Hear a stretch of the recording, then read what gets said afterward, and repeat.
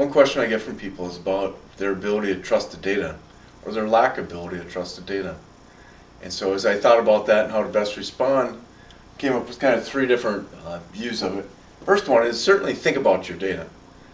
Don't just take a number at face value. If someone else has gathered it for you, or even if you measure it yourself, does that make sense to you? And put some thought behind it before you put pencil to paper or type it into the maybe a spreadsheet and hit enter.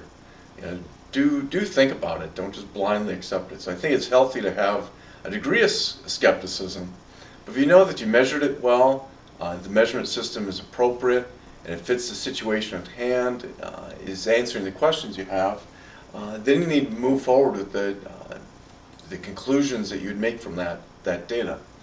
A couple of examples and thoughts of it. I've heard it as it relates to statistical process control data, or SPC data.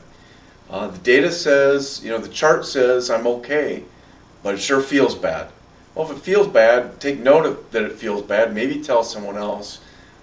But if the data, again, if you've thought about it and you can trust it, trust that decision and get comfortable with that new way of doing business. It may be an adjustment at first, but you need to give it a try and look at the downside. What's the worst thing that happens if it's wrong? And as long as there's not death or damage to people or equipment, then kind of live with it and let it roll. The other one is, say in basketball, someone talks about being a 75% free throw shooter. That's true, but maybe they only shot 4 shots and made 3 of them. Is that 75% the same as someone else's 75%? And that's part of the thinking. And again, what's the impact of it? Hey, they still made 3 out of 4. That's better than someone that's shot a lot and maybe hit 50%. Is there statistics behind that or not? You still got to go in your gut feel of what situation was it in. I certainly noticed players that are 75% free throw shooters in the middle of the game, but in crunch time, they're 50% or lower free throw shooter. So you need to think about the context of where that data is coming from. So can you trust your data? You need to know your situation.